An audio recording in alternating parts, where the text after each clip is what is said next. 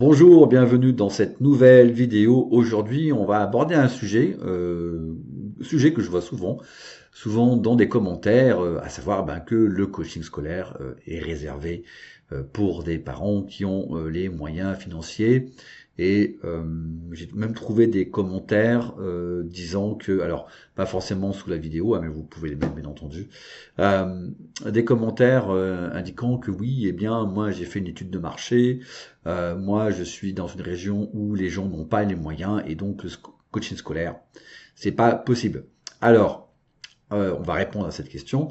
D'abord, dans le collectif, ce sont les personnes qui ont fait le programme, donc qui vendent tous leur programme de coaching, d'accompagnement à 1000 euros. À peu près un petit tiers se situe, ou habite en tout cas, dans des régions ou dans des villes, des petites villes, voire même des villages, où la population est plutôt modeste. Et pourtant, ils arrivent à vendre relativement facilement leur accompagnement 1000 euros. Donc, ça invalide cette croyance, en tout cas cette affirmation, comme quoi pour le coaching scolaire, c'est réservé à des parents qui ont les moyens. Alors, pourquoi c'est une croyance limitante, c'est ce dont on va parler aujourd'hui dans cette vidéo. Je vais vous expliquer tout ça en détail, mais avant de commencer, comme vous le savez, vous avez la formation gratuite sur comment développer votre réseau, enfin votre activité de coaching scolaire et créer une transformation. Donc le lien en description si vous n'avez pas vu cette formation, donc formation de 1 heure. Voilà, j'en dis pas plus et on va directement sur notre sujet. C'est parti. On va commencer par une histoire personnelle. Donc c'était peut-être en 2014-2015. J'ai commencé le coaching scolaire, ça devait être il y a 10 ans, une dizaine d'années à peu près, même plus même. Je crois que c'était en 2012. Voilà, donc j'avais des demandes de parents, donc j'avais l'avantage d'avoir une notoriété déjà à l'époque, donc je ne cherchais pas trop, les parents venaient spontanément à moi. Et donc j'ai des parents qui me demandent un accompagnement classique pour leur fils. Donc une famille me fait une demande, voilà. Alors une demande même un peu, je me souviens, c'était un petit peu insistant, cette famille. Voilà, nous avons notre fils, on investit beaucoup sur lui, il a des difficultés, il a du potentiel, mais il n'y arrive pas, il est démotivé. Et surtout, les parents m'indiquaient que il était en train de décrocher et ça leur faisait vraiment peur. Donc, à l'époque, j'avais déjà mon accompagnement était à plus de 1000 euros. J'avais aussi de la demande, donc c'était pas mon activité principale, donc on va dire je m'en foutais un petit peu. Donc voilà, je fais pas de passe droit, donc c'est plus de 1000 euros. Et donc je fais l'accompagnement, donc là la famille me demande une facilité de paiement, donc 3 fois, c'est ce qui se fait, donc une facilité de paiement en 3 fois, donc au début, au milieu de l'accompagnement et à la fin. Et les notes de ce jeune collégien, je crois que c'était un collégien qui était en 4e, me semble-t-il, et les notes explosent. C'est un truc hallucinant. Donc évidemment, les parents sont hyper contents. Et quand je fais le bilan de fin d'accompagnement, bien entendu, les parents sont hyper contents, me félicitent. Et pour moi, j'étais aussi content parce que, vous voyez, j'avais bien fait mon travail par rapport à leur objectif à eux. Et je me suis rendu compte, en force de discussion, donc ils m'ont posé des questions, etc. Et je me suis aperçu que, en fait, il s'agissait d'une famille relativement modeste. Donc le papa était quasiment au SMIC, peut-être un peu plus, et la maman était en recherche d'emploi. Donc là, je me suis dit, waouh, ils ont payé 1000 euros mon accompagnement, donc ils m'ont payé rubis sur l'ongle, et donc évidemment, la famille n'avait clairement pas les moyens de cet accompagnement. Alors, le truc qui s'est passé, et là j'étais relativement bluffé aussi dans mes croyances qui étaient limitantes, c'est que la famille m'a payé une deuxième fois. Donc entendez bien, ils avaient vu leurs revenus clairement pas les moyens de se payer un accompagnement à 1000 euros. Donc bon, je l'ai appris au bilan quand ils ont tout payé. Et en plus, ils me payent une deuxième fois. Alors évidemment, je leur dis tout de suite, attendez, là, je vais vous rembourser, il y a une erreur. Vous m'avez fait les 3 paiements, puis là, vous me faites un quatrième du total de la somme. Et les parents m'ont répondu, non Jean-François, c'est pas une erreur. On veut vous payer une deuxième fois parce que c'est la valeur de votre accompagnement. Et ça m'avait, vous voyez, là j'en ai encore l'émotion, mais vous voyez, ça m'avait marqué à l'époque. Comment c'est-il que des gens qui ont pas forcément les moyens, donc qui doivent se saigner, me payent une deuxième fois? Ben, tout simplement, c'est que ils ont à payer, donc c'était en tout, hein, ils ont dû payer à peu près 2500 € entre le coaching, la première fois normale et la deuxième fois. Ils ont dû payer les 2500 €. Et en fait, ils m'ont expliqué, donc le papa m'a expliqué que c'était une économie astronomique pour eux. Enfin, mon accompagnement avait créé une économie monstrueuse pour sur les sommes à venir à dépenser, parce que ils avaient prévu du soutien scolaire, ils avaient prévu aussi éventuellement des sessions de psychologues, éventuellement d'orthophonistes aussi, parce que l'enfant avait quelques problèmes d'élocution et d'écriture. Donc il y avait beaucoup de dépenses à venir, et le fait qu'il y ait ces résultats et que l'enfant vraiment augmente ses notes, alors je me souviens plus exactement, mais c'était un truc de, c'était passé en dessous de la moyenne à 14-15, quoi. Alors il n'était pas le premier de la classe, mais dans les 3 premiers. Et donc le papa m'expliquait, vous voyez, les 2500 € qu'on vous a donné, en tout cas qu'on vous a payé, ça a permis une économie substantielle sur les dépenses à venir. Alors je leur ai dit, mais comment, enfin je veux dire, voilà, en ce moment c'est dur pour vous. Et en fait, ils m'ont avoué que ils ont trouvé une solution, c'est-à-dire qu'ils avaient vendu leur voiture 10 000 € parce que bon, ils étaient en centre-ville, bon, c'était une toute petite ville, ils avaient vraiment pas besoin de leur voiture et ils n'avaient pas vraiment envie non plus de voyager, donc ils avaient vendu leur voiture 10 000 € et ces 10 000 € étaient réservés pour les cours de soutien, voilà, pour aider leur enfant. Et ils m'ont dit, ben, on a dépensé, on a investi, alors je me souviens bien, il avait bien insisté, le papa, on a investi sur vous 2500 € et il nous reste finalement 8500 € parce que il dit, voilà, notre fils d'école, c'est un truc assez hallucinant. Donc j'étais vraiment très fier. Et donc ils m'ont dit, ben voilà, vous avez fait une économie substantielle. On pensait dépenser ces 10 000 € jusqu'au lycée, enfin lycée jusqu'au bac en fait. J'ai dit non, là maintenant vous l'avez bien drivé. Donc en échange, parce que j'étais vraiment touché par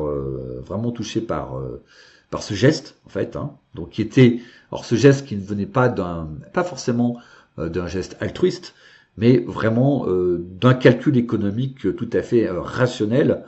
Et donc je leur ai proposé d'écouter, moi je vous fais un deal, c'est que voilà, j'accompagnerai votre enfant, enfin je serai disponible pour votre enfant sur toute l'année, hein, s'il a des et même j'ai pas dit même au-delà, mais voilà, s'ils avaient des questions, s'il y avait des petites choses à revoir. Et je me suis aperçu que bah, non, bon, j'avais fait un bilan au bout de 3 mois, au bout de 6 mois, pour voir comment ça allait, mais c'était, voilà, tout allait bien.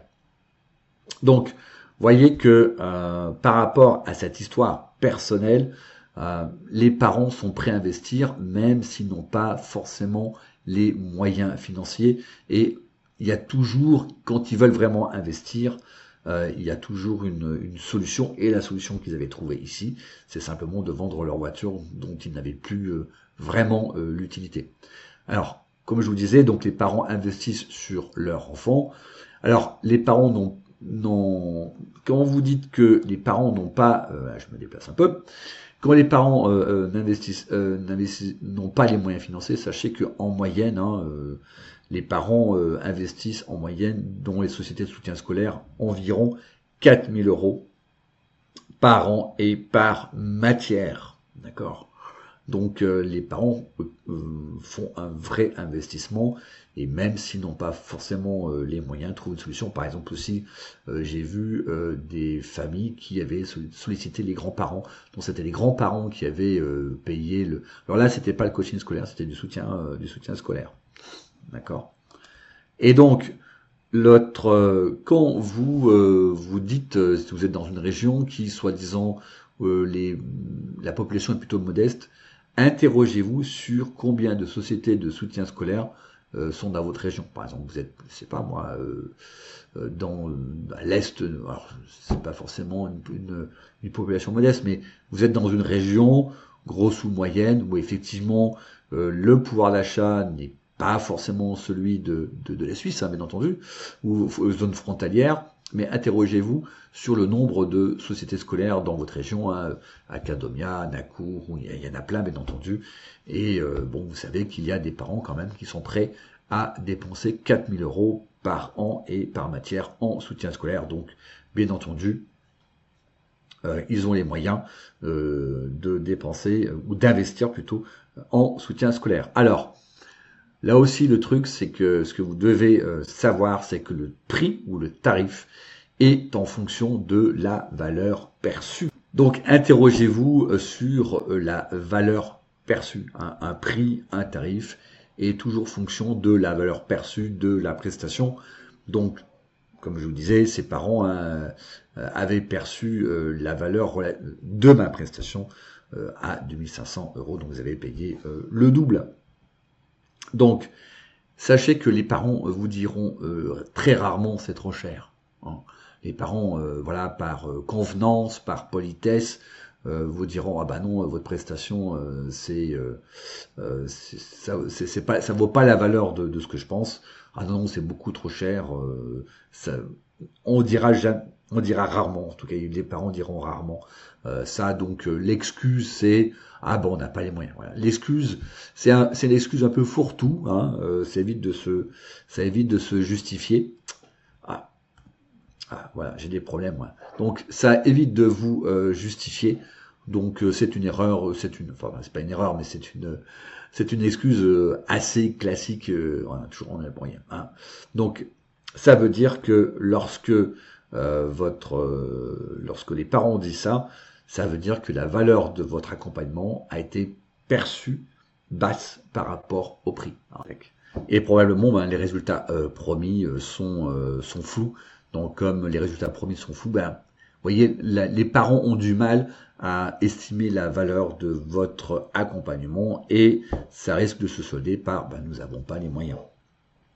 Donc, quand vous proposez une séance à 50 €, alors est-ce que c'est trop cher? Est-ce que une séance, enfin, si vous faites payer à la séance 50 €, est-ce que ça peut être perçu trop cher? Là, on parlait d'un accompagnement à 1 000 €. Là, c'est à la séance, donc c'est découpé.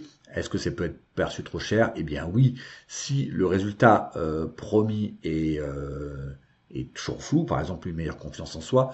Quand vous promettez une meilleure confiance en soi, sachez que c'est difficilement mesurable. Hein. Qu'est-ce que c'est la confiance en soi? Comment on la mesure? Est-ce qu'une meilleure confiance en soi fait augmenter les notes et va mettre mon gamin au travail? Et c'est pas évident. Donc, votre accompagnement risque d'être perçu comme cher. En tout cas, la valeur perçue de votre accompagnement risque d'être plutôt faible et donc comme cher. Alors, il y a bien entendu des gens des coachs scolaires qui arrivent à faire des séances à 50 €, un peu avec des séances un peu brouillonnes, en promettant pas forcément quelque chose de précis. Hein, ça arrive. Donc voilà. Donc ceux qui ont les parents qui ont les moyens financiers ou qui ont beaucoup d'argent, on va dire, hein, qui ont les moyens.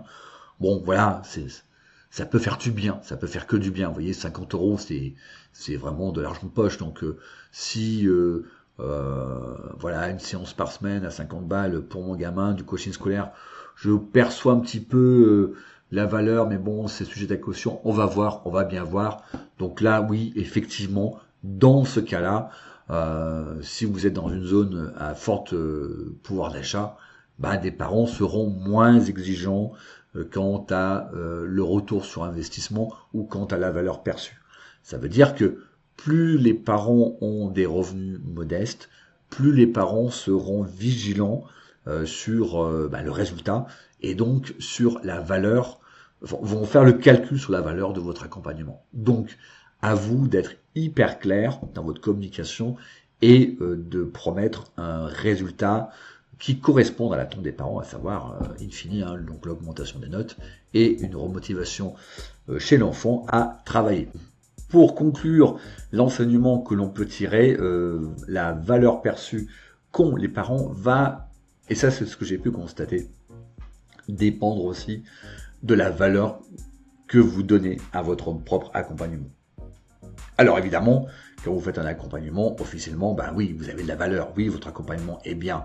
Mais au fond de vous, si vous vous dites, ouais, bon, changer l'enfant, c'est pas forcément évident, les parents cherchent une augmentation des notes, mais je ne sais pas faire à 100%, vous voyez, tous ces petits doutes font que vous allez douter, donc le doute va abaisser la valeur perçue, votre propre valeur perçue de votre accompagnement. Et ce qui va se passer, c'est que si au fond de vous-même, de façon tout à fait inconsciente, mais au fond de vous-même, vous hésitez, vous avez des doutes, vous aurez le fameux syndrome de l'imposteur.